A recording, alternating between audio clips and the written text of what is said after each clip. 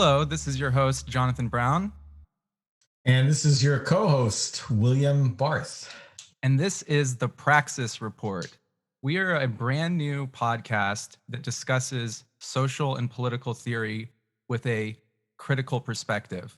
The idea for the podcast initially started because William and I have been friends that discuss political theory and contemporary sociological issues together, kind of just recreationally for a number of long, detailed phone calls over the years. And William actually here suggested that we would get together and turn our conversations into a dialogue, into what we would now call the Praxis Report.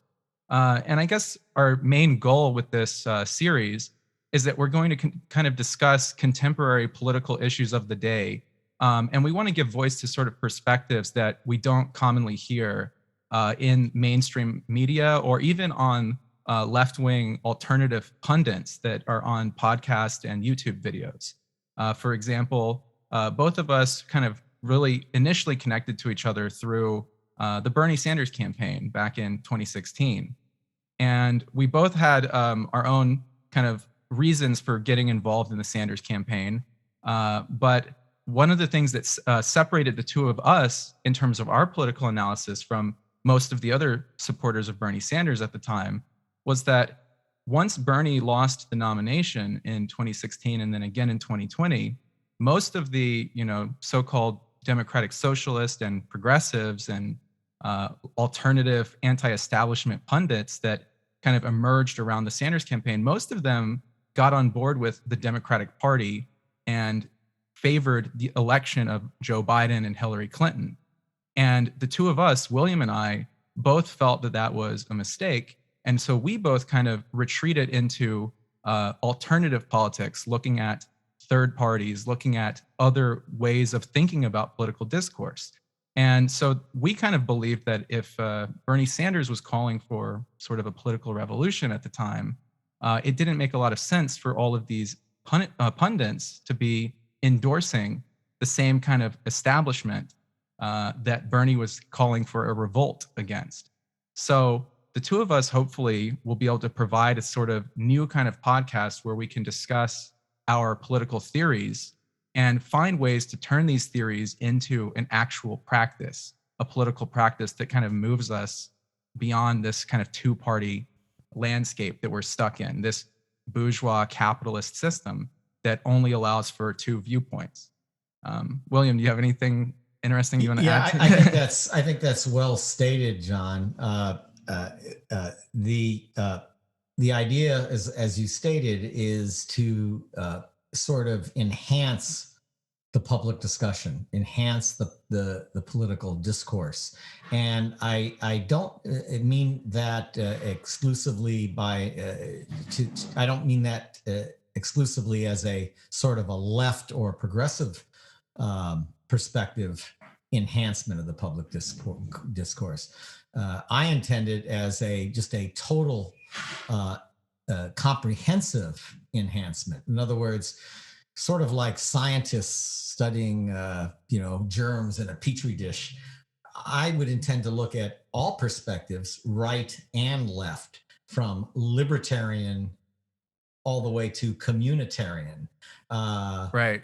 And look at it just like a scientist would, sort of without any preconceived ideas about it or bias or prejudice, just simply analyzing it, analyzing a right libertarian perspective, a non-statist perspective, analyzing the left Marxian perspective, and everything in between, including an anarchist perspective, and also the second point would be to try to enhance how we look at politics. I spent a lot of years studying in Europe, and one of the things that struck me coming back to the States about American politics versus European politics is the lack of political parties.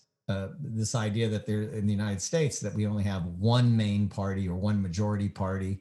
At one time, the Democratic Party was the majority party for the country, Right. or now two parties, a sort of a two-party state, Democratic and Republican, and that's it, Right. and just no space whatsoever for multiple parties. And multi-party democracy, as any sort of political scientist or political scholar would know, a multi-party democracy is sort of a precondition, if you will, for democracy itself. This idea that you have multiple parties competing in the sort of marketplace of ideas for votes, and in Europe it's just commonplace. So in Europe, you might, Right. in UK, for example, you'd have a Green Party, a nationalist party, a Labour Party, a Tory party, multiple parties as just commonplace. Of course, we can argue, that has to do with the parliamentary system. We have a little different kind of system here in the States, but that doesn't. I don't think that's enough to really argue. In other words, remove the idea that there shouldn't be multiple parties, or do away with the idea that there shouldn't be multiple parties. We should have a real marketplace of ideas in terms of our political discourse. And that's what I would, sort of the basis that I see for our podcast. Right. And I want to add to that too, is that this is an idea that I think both of us would probably agree with this, is that when the era that we live in right now, sort of post Trump, post Bernie Sanders, we kind of live in an era where there is a sort of cachet around alternative politics, like people who are supposedly anti-establishment, whether they're the populist movement on the right, which was critical of the established neoconservative Republican Party, or the Democratic Socialist Progressive parties on the left that are within the orbit of the Democratic Party. But sort of one of the critiques I think you and I probably would both share is that these so-called anti-establishment tendencies in the United States tend to sort of uh, endorse the same two-party system that they claim that they are trying to oppose. And so what I think our goal for this podcast would be is that we are independent political analysis is what we're trying to offer. That is, we are not trying to be within the orbit of the Democratic Party or the Republican Party, and we're not trying to endorse the parties of the capitalist state, but we're trying to look at this as two scholars, as two intellectuals, and come up with different conclusions about, as you said, the whole range of political parties, political ideologies, political theories. And of course, I like the name of our podcast. The idea, I think, is something that I get from you, which is you always would say, right now in this moment, we exist sort of in the wilderness. Like we are at the level of theory, but we're not at the level of practice. So, kind of a goal would be for this podcast is to turn our discussions and work out some of these ideas and turn these discussions into an actual practice. Hence the word praxis, which of course is Marx's term for the combination of theory and practice at the same time. That's correct. I would, again, I would probably reject the idea that it has to be a Marxian notion on how we view this thing. But I do like the term praxis because we are trying to turn it into a practice, meaning that the idea of multiple political parties should not be such a radical idea. It should not be so odd and awkward, like something alien, that we even have to title it a praxis, as if some kind of highly advanced notion. Again, Right. in Europe, I mean, there's just multiple parties with multiple views. You could have a peace party, you could have a socialist party, you could have a libertarian party, and it's just these parties compete for the voters' support. And like politics is often like a pendulum. Sometimes it'll shift to the left, and then sometimes it'll shift in the other direction to the right. And of course, in terms of the Marxist perspective, from the European view, we have this whole emerging contemporary scholarly research into Marxism that rejects the state and tries to come up with sort of socialist ideas that in a non-statist or anti-statist kind of way. So I think that's also another interesting theoretical approach, and it might produce some interesting kinds of new politics from the Right. Marxist approach. Also, the libertarians in the United States, are quite different from the libertarians, I think, in Europe. You do have a major left, what they call left libertarians or egalitarian libertarians, as a major field in political theory and practice, whereas in the States, libertarians tend to be sort of Republicans in sheep's clothing or something, Right. or wolf's Free clothing. market. Yeah, yeah, just sort of a version of Republicans. In fact, Yeah. Republicans have libertarians in them, and sort of tout that.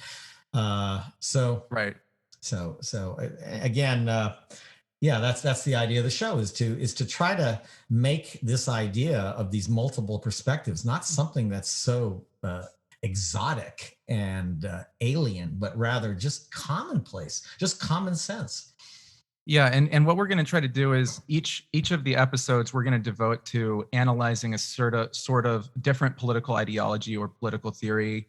We're also going to have episodes where we discuss different political topics, which will be major issues that are debated among all different political parties and ideologies of the day, whether it's coronavirus or war, issues like that. We're going to find out how to bring those together and discuss them from all the different multitudes of perspectives. But in this first episode, we really want to give y'all a introduction to who we are as your hosts. And so the basic outline of what we're going to talk about today, essentially, is we're going to talk about our own political journeys. Essentially, who are we? Who is William? Who is Jonathan? And how did we get to this point where we are, where we decided we're going to sit down together and discuss politics and do our own podcast? So we're going to discuss a little bit about where we grew up, how we got interested in politics, what our scholarly background is, and our ideas that brought us to this point. And we're going to kind of just go back and forth and talk to each other and give you, the listener, a little bit of information so that you can kind of understand who we are and where we're coming from. And then in future episodes, we're going to devote exclusively to analyzing different ideologies and different political issues. Very good, and that's I think that's important, because I think our personal backgrounds are important to this, because it sort of reveals how we got to this point, how we came to a point in politics where people who just want to present multiple ways to think about politics and analyze politics are viewed as alien, exotic, Right. marginalized, these sort of weirdos. Why? Just because we want to bring a socialist perspective to a particular issue, or a libertarian perspective to a political issue? That makes us bizarre, awkward, different. I mean, this is the problem, as you point out, John, with the established sort of even progressive pundits that are sort of touted on the air as being alternative pundits. Right, exactly. It becomes it's sort of like a trap door or quicksand. They're sort of caught in the quicksand of the existing established way we view politics. Because at the end of the day, I hate that term, end of the day, but at the end Right. of the day, they end up being Republicans or Democrats. Right. They rage against their established political parties, rage against Biden, talk about how they're going to hold Biden's feet to the fire, and Biden's still warmongering or mass incarcerating or treating migrant workers poorly at the border. And Right. then at the end of They endorse him. go ahead and endorse Biden for president. Right. So you really can't have it both ways. I mean, if you endorse Biden, you endorse Biden, and Biden's made, for example, just not to veer off into a tangent. Biden's made it very clear he opposes universal Medicare. He Right. opposes it, and if the Congress ever passed it, the leader of the Democratic Party will veto universal health care for all Americans. That is the position of the Democratic Party. You can't endorse Biden and then say, "Oh, but I'm shocked." That Mr. Biden would oppose universal health care for all Americans. That is your position. In other words, you've sort of made your bed and now you're sleeping in it. And I think that's Right. what we have to do. We have to break out of that trap door, that quicksand that keeps us in the established paradigm between two this sort of bipolar world of Democrat and Republican, and that's the Yeah. thesis of the show. And That's it's the and theme of it's the show. and it's not necessarily even that we're trying to call out anyone in particular and accuse them of being a hypocrite. It's more just, I think, a theoretical critique that the nature of the political system in the United States leads to a sort of intellectual dishonesty or an intellectual inconsistency, or at least a political inconsistency, because be you can't have it both ways. You can't support Medicare for all and then support Joe Biden. You can't act like you're a critic of the Biden administration, but then your whole idea is that you have to endorse the Biden administration. So hopefully we can brainstorm some ideas of getting ourselves out of that quicksand. Right, right, and they do it. The pundits and who call themselves progressives, for example, they take just that view that you've just expressed and they rationalize it in a very very sophisticated way. I mean, we have to stop Right. Trump, we have to stop fascism, we have to stop neo-Nazism, and yeah, of course we do. I mean, who could be for neo-Nazism, right? Right. But they create this sort of rationalization that you simply cannot argue against, and as a result, you sort of um, level, if you will, the political dialogue. You level it. You remove the idea that there should be a diversity of viewpoints and diverse philosophies and approaches to solving problems. You eliminate that. You level it to this sort of simplistic bipolar Democrat or Republican approach. And in the process, you also uh, get sort of pablum, like a very weak type of politics that doesn't really Right. offer much in terms of real solutions to the problems we're facing It's here. a very weak politics that's pretty much devoid of politics. It's like politics that's rooted on uh, appearance and surface level difference and personality differences between these different figures, whether it's Clinton, Biden, Trump, whoever. But they're devoid of actual political policies or issues that matter or things that are materially significant. That's right. It Depoliticize it. Yeah. politicizes politics, and that is the problem. It takes the politics out of politics, and I guess what we're trying to do is restore the political dialogue, Put the politics back into the politics. put politics back into politics, and that's exactly what we're attempting to do with this show. Well, the first thing I wanted to kind of discuss is, who we are. What is our background? So, you and I are both a different age group, and we grew up in different parts of the country. You grew up in California, and I grew up in Georgia. But we both kind of share the similar points of view, and we came to a lot of similar conclusions. So I was wondering maybe if you want to start off kind of just discussing a little bit about, your personal background in terms of, your upbringing, where you grew up, things that you can remember from when you were, younger that kind of influenced your way of thinking about politics, about society, about the world, and if you can have any interesting thoughts you'd like to share.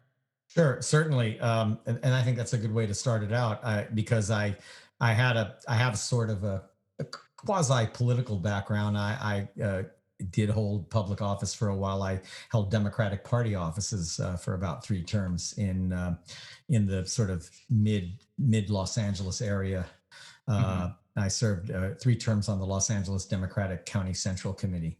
And prior to that, I had been involved in student politics mostly growing up. I'm a baby boomer, but I sort of came to politics during the 60s, late 60s in my case. So I sort of missed the anti war civil rights movement, but I came to it sort of late grew up sort of in the in the late 60s, early 70s, Right. where we really saw it's not so much the civil rights movement or the movement for desegregation, but more the Black Power movement.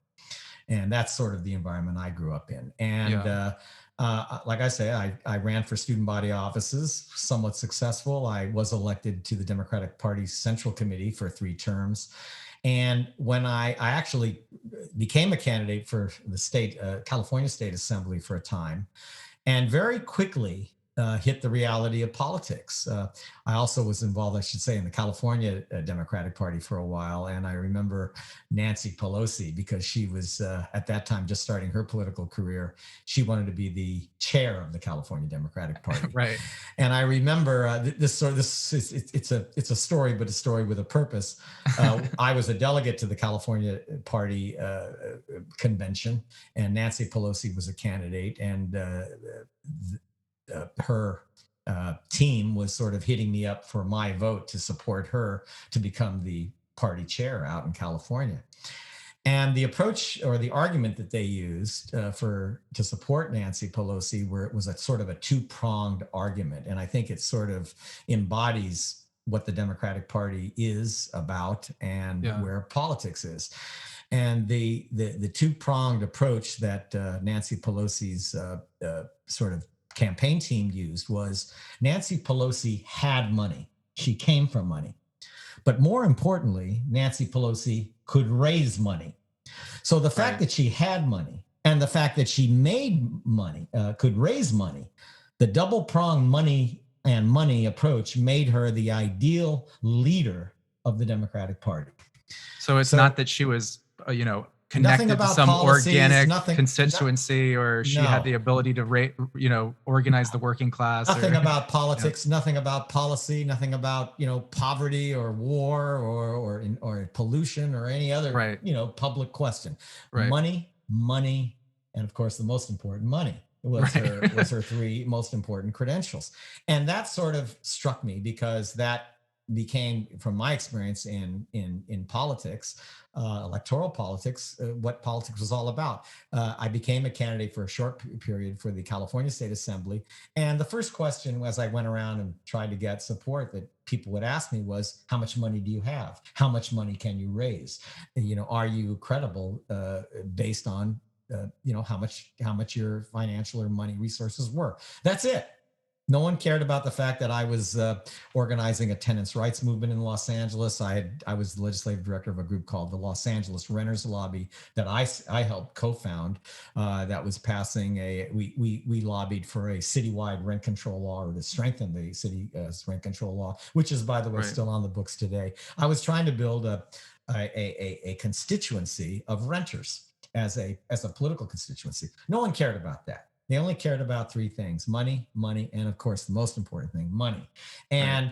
And that was my exposure to politics. And I realized at that point that our politics is severely broken. It's thoroughly Corrupted by big money. thoroughly corrupted, especially at that time in the major cities, Los Angeles, New York. I would probably argue Chicago or San Francisco. Where these metropolitan areas where it's very expensive to run for office because you got to buy media time and that costs money, or you got to do mailing and that costs a lot of money. But now it's gone from bad to worse.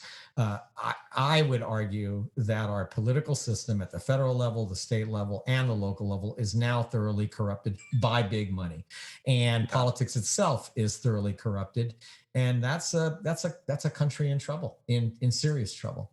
Absolutely. And anyway, that's how I came to this. And when Bernie Sanders' campaign emerged, it made sense as the only feasible alternative because we needed what Bernie Sanders would call a revolution.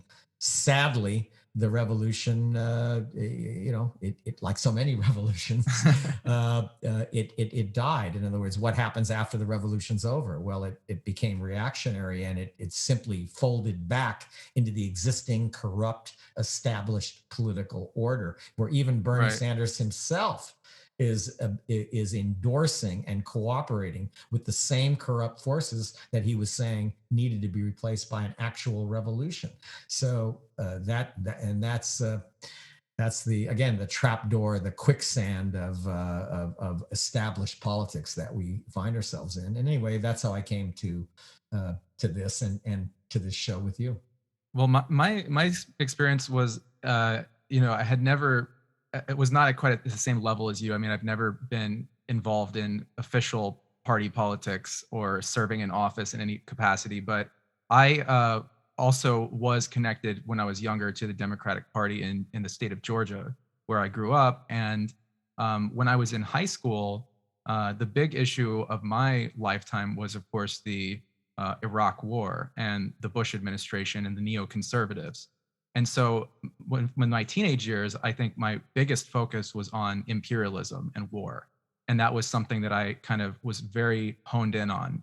And connected to that, of course, was the realization about Halliburton and Enron and all these corporations that were backing the war effort. And so I became very interested both in anti war politics and anti corporate or anti-capitalist sort of politics.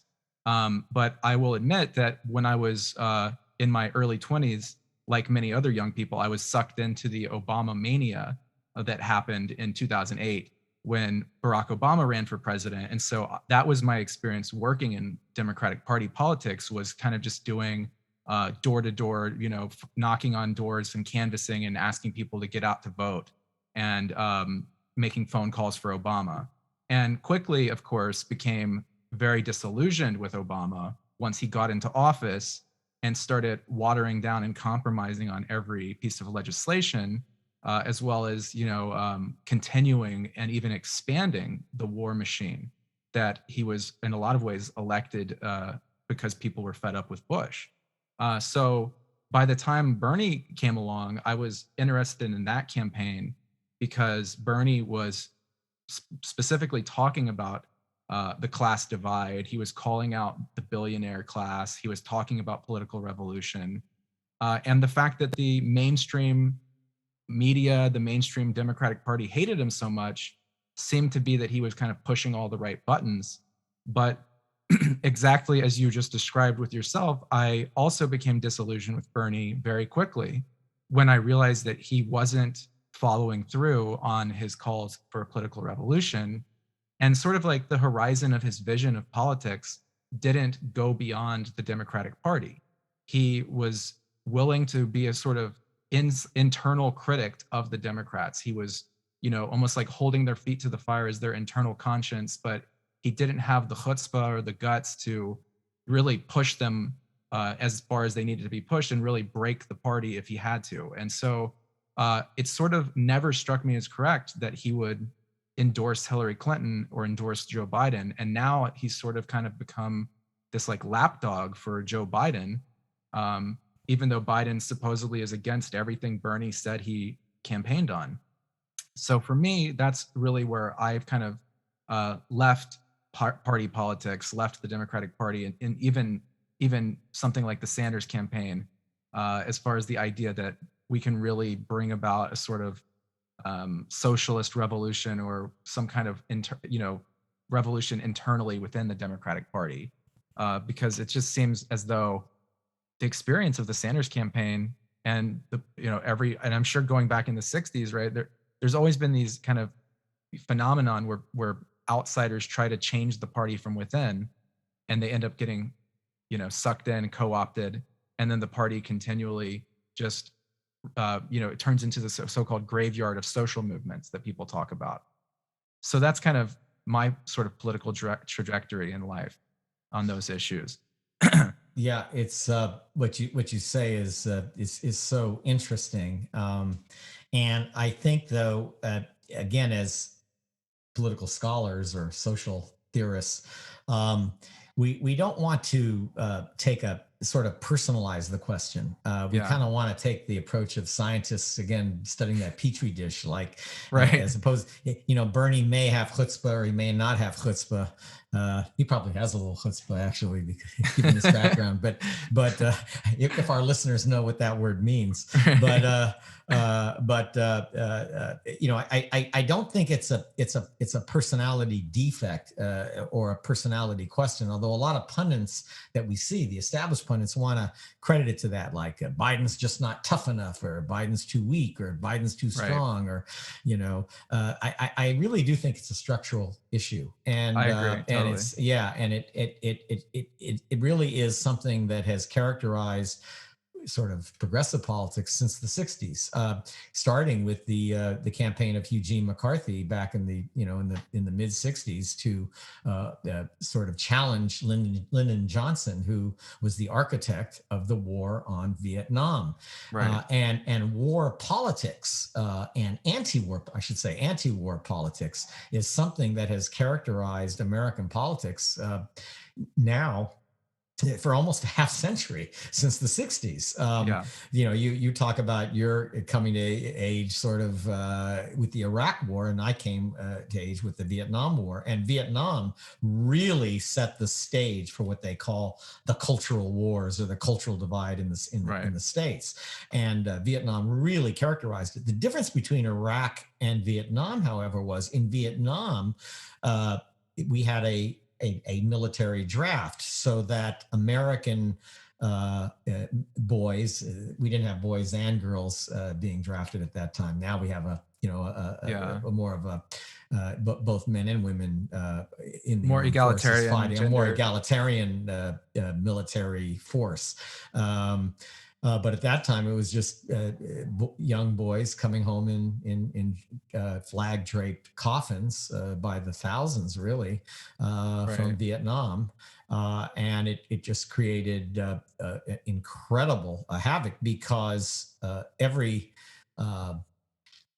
any American family could be subject to the military draft and lose a child.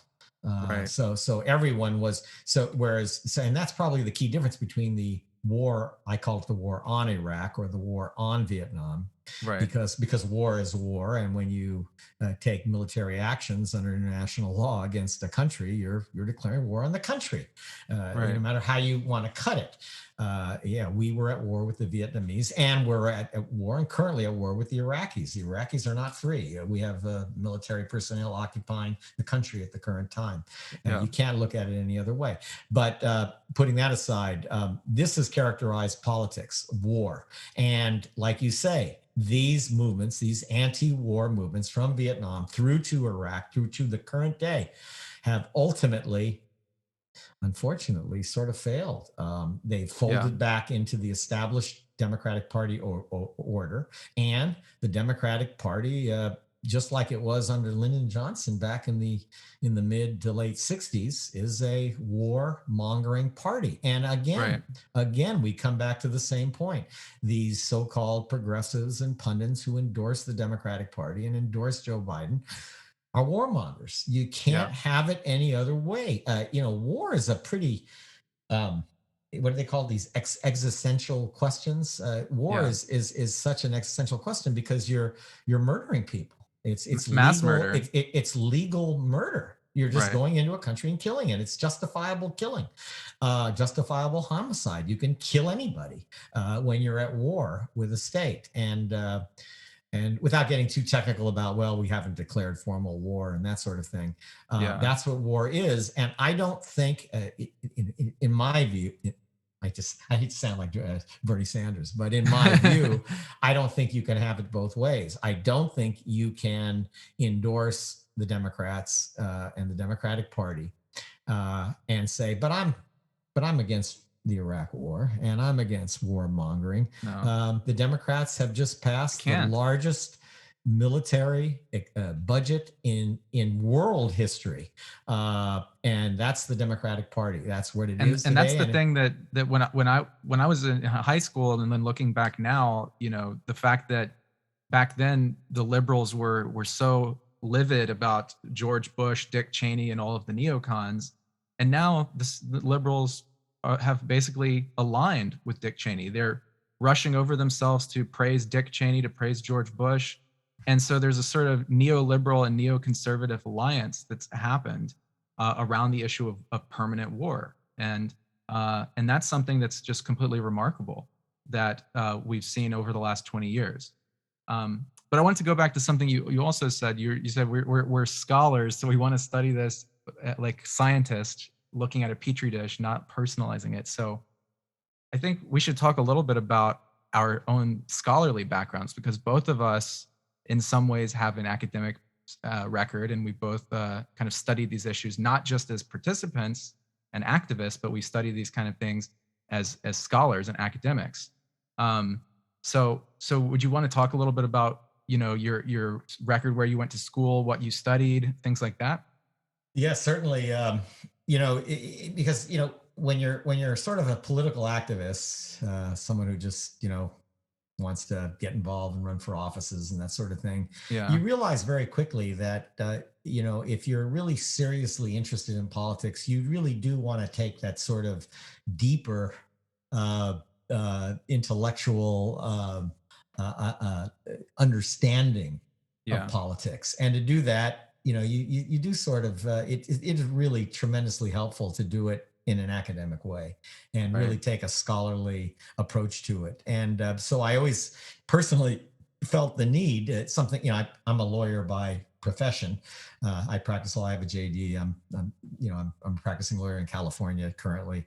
But law is law. I mean, writing a will Yeah, for somebody or doing someone's divorce is not the same as studying foreign policy or domestic policy or whatever the political question is. So yeah, I always had a deep desire and need to really get into the substance, the academic, social, and political theoretical substance of politics. And so where did you so study? so that's what I did. So after completing law school, finding law not Yeah, satisfying in terms of my political interests, I started looking for various academic programs that could sort of fill that void of more in-depth understanding and learning about politics. So my initial sort of studies happened as a master's student at the John F. Kennedy School of Government at Harvard University, where I was fortunate to study with a guy who my academic supervisor was a guy named Bob Reich,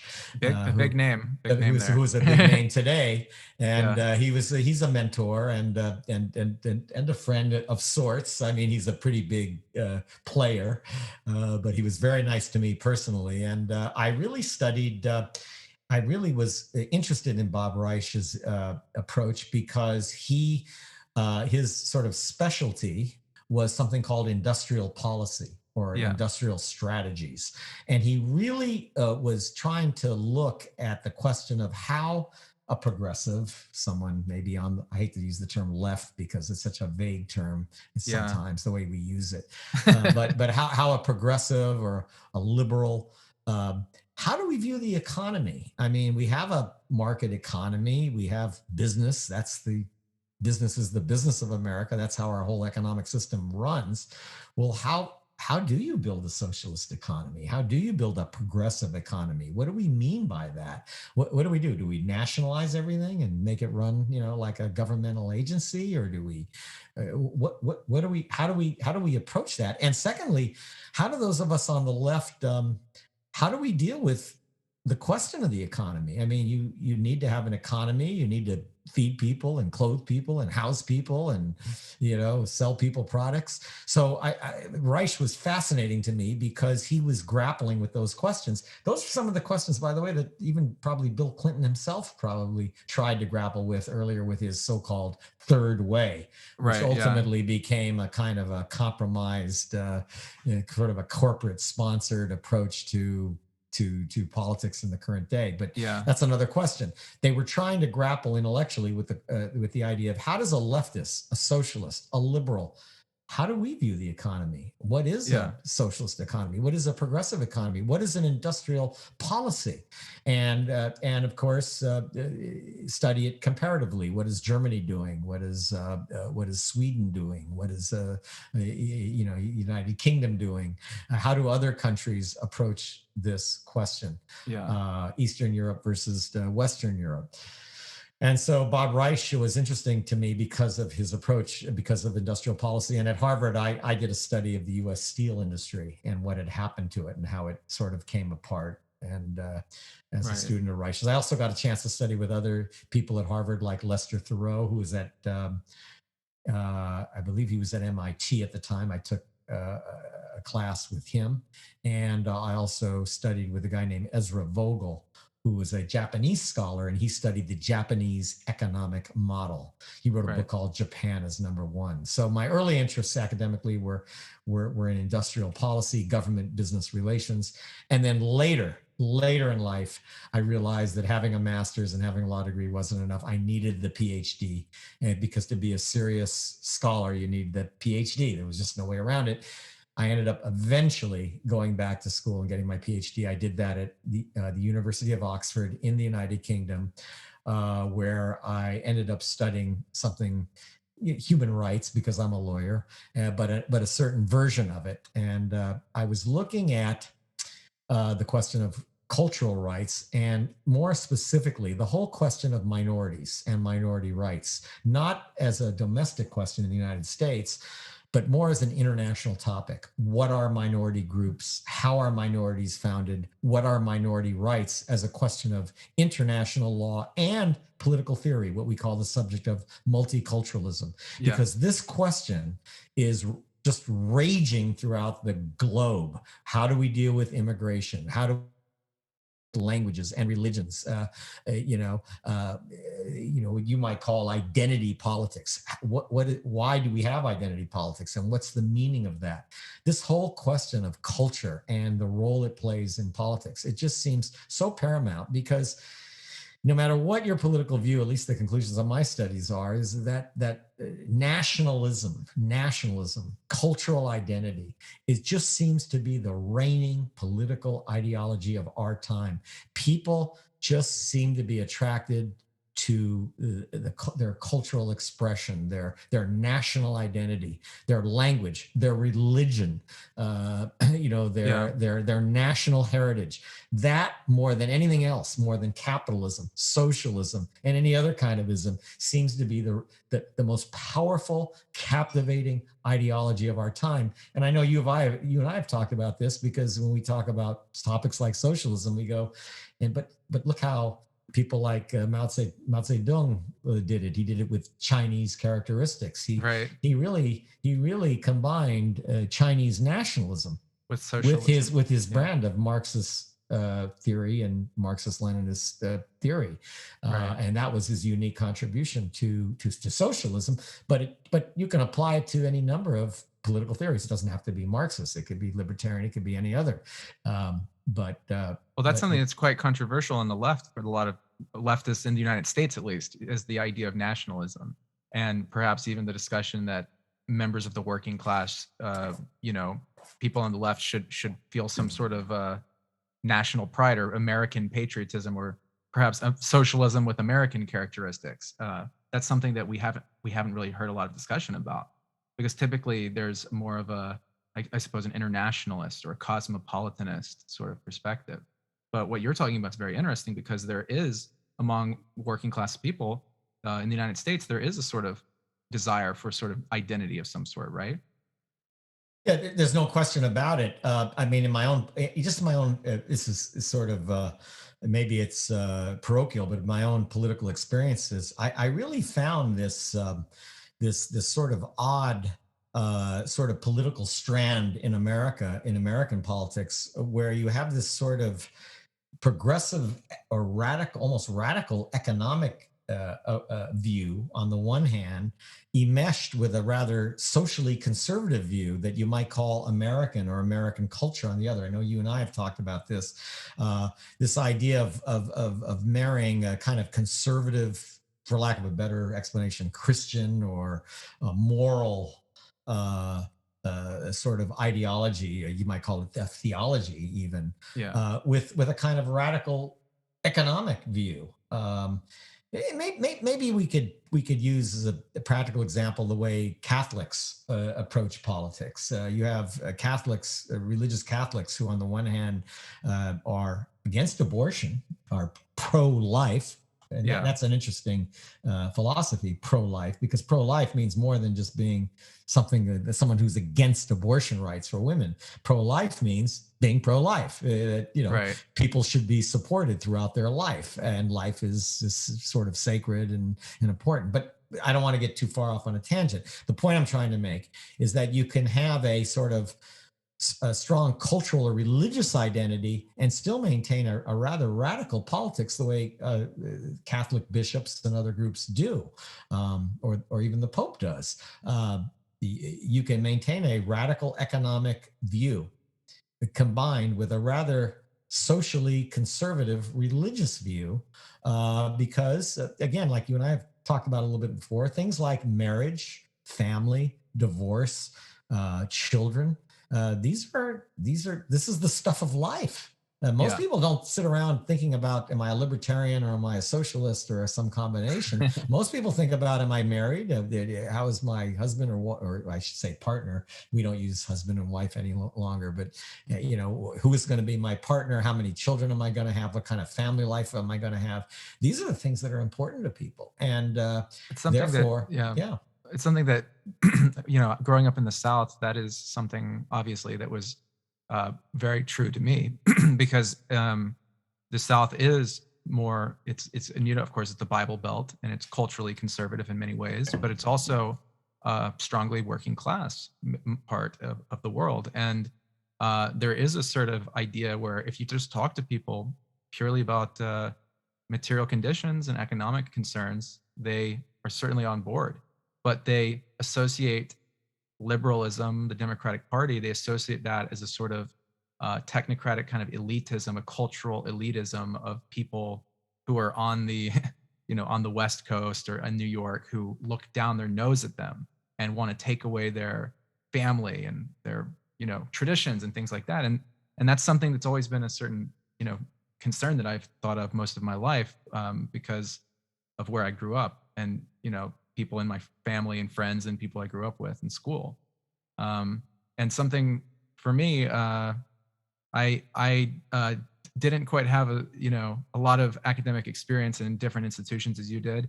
I started out going to community college because I was the kind of person that I was not a very big fan of institutional learning. Right. I from the youngest age I can remember, I was always reading books. My greatest passion in life is reading. So I to this day I read books every single day. But in school, in high school, middle school, I absolutely hated school. So by the time I was in college, I just thought I don't like the institution of education as a system. And that's how it's kind of always been for me because I went through community college, then I went to my undergraduate at the University of Georgia. And that's, not exactly known for its academics. It's more of a college football type school. And I was studying sociology because I thought sociology is where I could um, kind of study these questions, about the basis of society and try to find an answer. But what I kind of quickly discovered is that my own sociological orientation is towards Marxist theory, which is dialectical materialism and historical materialism. And those sort of philosophies are not something that you will get in mainstream sociology departments in academia in this day and age. Particularly like when I was at UGA, it was a very kind of conservative sort of sociology that was taught. And when I moved to California to go to grad school at Cal State Northridge, there was also a sort of hostility towards Marxist theory and Marxist analysis. So for me, I've sort of always been, I kind of consider myself a scholar and intellectual, but not someone who really fits in the mold of what the current day academic sociology as a field is like. But I have a very strong independent analysis, and that's something that in a lot of academia, I'm sure academia is not sort of geared towards a critical analysis of capitalism because in many ways academia today is a neoliberal institution. It's a corporatized, monetarized institution, and it's heavily invested in the military industrial complex. So for me, I've always been interested in exploring the great questions of what is to be done, how do we resolve these conflicts in society, and that's what brought me to sociology. And I think that's something that I overlap with political theory, with economic theory, with sociology. But it's something that for me, I've never felt as connected to the academic side as just learning independently. Right, and but your background is consistent with your sort of political views. In other words, in the sense that you didn't sort of buy into the academic establishment, sort of the way I Yeah. did. I mean, I went to Harvard, I went to Oxford.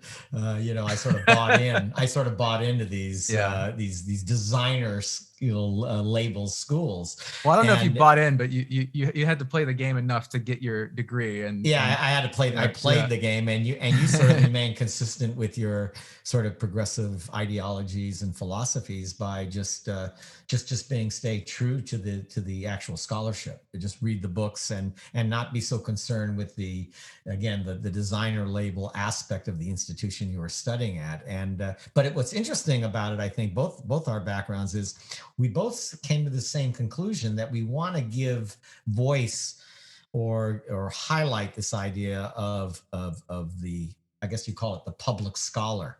In yeah, other words, the scholar or the intellectual that isn't necessarily bureaucratized in the existing academic world or academic bureaucracy, but that is just sort of uh, operating in the public realm. right, Uh, you know, but in a different way than pundits normally do. In other words, we're not simply journalists, looking at the latest fire or burglary or or whatever's going on, topically. We really yeah, are trying to bring a scholarly analysis to the contemporary issues that we face, the important issues we face, but do it in a way not just like the academy would have us perform it, but in a way that's useful for the public, for the average person. And yeah. that led us to the idea for this podcast, and hopefully to our episodes and what we intend to analyze going forward. And I think that's a great way to end this current discussion. And do you have anything else you'd like to add before we wrap up? I think we more or less covered it. Again, I think what we want to do is repeat these themes that we are trying to escape, if you will, or work our way out of that trap door, that quicksand Right. of established politics through a view that's going to analyze multiple perspectives, free of bias and free of prejudice. And we're going to talk about them, whether they be the most extreme forms of Maoist, communist philosophy, or the most radical, libertarian, anti-statist point of view. We're going to Right. examine it and sort of, dig its guts out and see if it works, if it has a practical application, and then try to figure out the $1 million question is, how do we turn this into a sort of practical politics so that it's not something weird or strange or marginalized, and we don't feel like you and I often do, is two scholars lost in the wilderness, just Right. talking to ourselves with no political home to go to, no place to go. There is no existing sort of political association, organization that we can join, because it hasn't been sort of established or created yet. So Yeah. how do we solve that problem? And that's what we're going to be looking at. Yeah. How do we go from theory to practice? How do we make this thing reality? The, Is the the, big question. the Praxis report. The Praxis report. Yes. All right. So that's it. I think we sort of That's it. stated it, That's it. and I'll look forward to All right. our next Yeah. podcast together. All right. Until next time. Until next time.